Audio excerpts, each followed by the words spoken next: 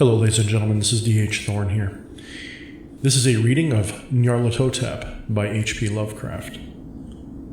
This is the 7th story in the Dream Cycle series. It is a poem that is based upon the being Nyarlathotep, also known as the Crawling Chaos, the soul of the outer gods. Now, you may notice some strong resemblance of the character Nyarlathotep to one Nikola Tesla from roughly the same period in time. H.P. Lovecraft and Tesla were actually contemporaries, and it is very likely, if not entirely, we'll say certain, that H.P. Lovecraft may have known about Tesla and his magnificent discoveries.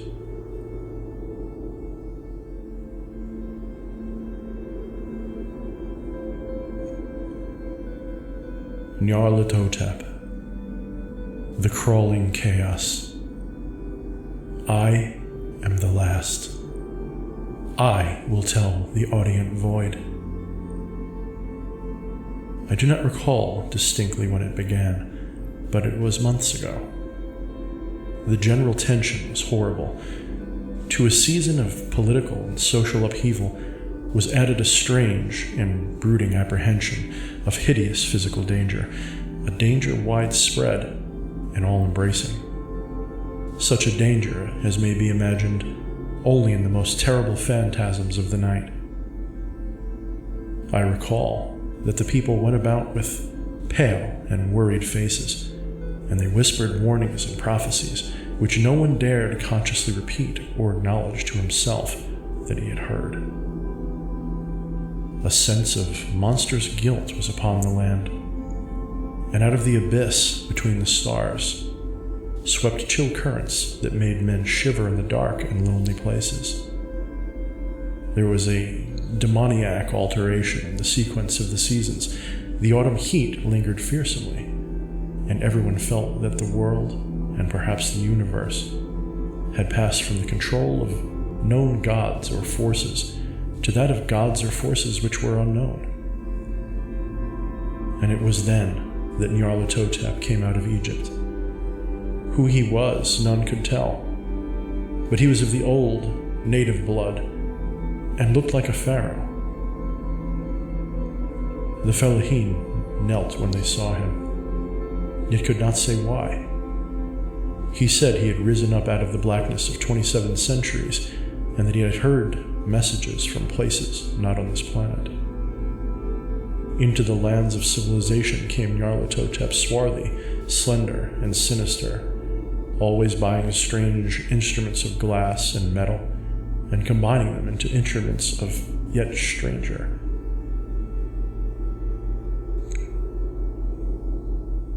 He spoke much of the sciences, of electricity and psychology, and gave exhibitions of power which sent his spectators away speechless, yet which swelled his fame to exceeding magnitude. Men advised one another to see Nyarlathotep, and shuddered. And where Nyarlathotep went, rest vanished, for the small hours were rent with the screams of nightmare. Never before had the screams of nightmare been such a public problem. Now the wise men almost wished they could forbid sleep in the small hours, that the shrieks of cities might less horribly disturb the pale, pitying moon as it glimmered on green waters gliding under bridges, and old steeples crumbling against the sickly sky. I remember when Nyarlathotep came to my city, the great, the old, the terrible city of unnumbered crimes. My friend had told me of him, and of the impelling fascination and allurement of his revelations, and I burned with eagerness to explore his uttermost mysteries. My friends said they were horrible and impressive beyond my most fevered imaginings. That what was thrown on a screen in a darkened room prophesied things none but Nyarlathotep dared prophesy, and that in the sputter of his sparks there was taken from men that which had never been taken before, yet which shewed only in their eyes. And I heard it hinted abroad that those who knew Nyarlathotep looked on sights which others saw not. It was in the hot autumn, that I went through the night with the restless crowds to see Nyarlathotep, through the stifling night and up the endless stairs into the choking room, and shadowed on the screen, I saw hooded forms amidst ruins. I saw yellow evil faces peering from behind fallen monuments, and I saw the world battling against blackness, against the waves of destruction from ultimate space, whirling, churning, struggling around the dimming, cooling sun. Then the sparks played amazingly around the heads of the spectators, and hair stood up on end while shadows more grotesque than I can tell came out and squatted on the heads. And when I, who was colder and more scientific than the rest, mumbled a trembling protest about imposture and static electricity, Nyarlathotep drave us all out, down the dizzy stairs into the damp, hot, deserted midnight streets. I screamed aloud that I was not afraid, that I could never be afraid. And others screamed with me for solace. We swear to one another that the city was exactly the same and still alive. And when the electric lights began to fade, we cursed the company over and over again and laughed at the queer faces we made. I believe we felt something coming down from the greenish moon, for when we began to depend on its light, we drifted into curious involuntary formations and seemed to know our destinations, though we dared not think of them. Once we looked at the pavement and found the blocks loose and displaced by grass, with scarce a line of rusted metal to shew where the tramways had run. And again we saw a tram car, lone, windowless, dilapidated, and almost on its side. When we gazed around the horizon, we could not find the third tower by the river, and noticed that the silhouette of the second tower was ragged at the top. Then we split up into the narrow columns, each of which seemed drawn in a different direction. One disappeared in a narrow alley to the left, leaving only the echo of a shocking moan. Another filed down the weed-choked subway entrance, howling with a laughter that was mad. My own column was sucked towards the open country, and presently felt a chill which was not of the hot autumn, for as we stalked out onto the dark moor, we beheld around us the hellish moon glitter of evil snows, trackless, inexplicable snows swept asunder in one direction only, where lay a gulf all the blacker for its glittering walls.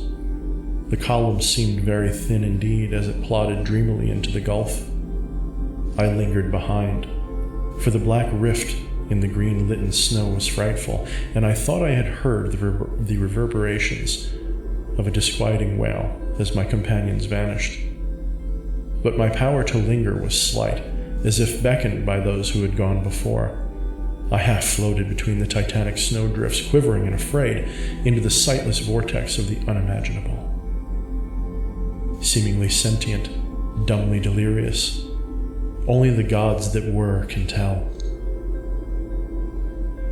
A sickened, sensitive shadow writhing in the hands that are not hands, and whirling blindly past ghastly midnights of rotting creation, corpses of dead worlds with sores that were cities, carnal winds that brush the pallid stars and make them flicker low. Beyond the worlds, vague ghosts of monstrous things, half-seen columns of unsanctified temples that rest on nameless rocks beneath space and reach up to dizzy vacuum above the spheres of light and darkness. And through this revolting graveyard of the universe, the muffled, maddening beating of drums and thin, monotonous whine of blasphemous flutes from inconceivable, unlighted chambers beyond time. The detestable pounding and piping whereunto dance slowly, awkwardly, and absurdly the gigantic, tenebrous, ultimate gods, the blind, voiceless, mindless gargoyle whose soul is Nyarlathotep.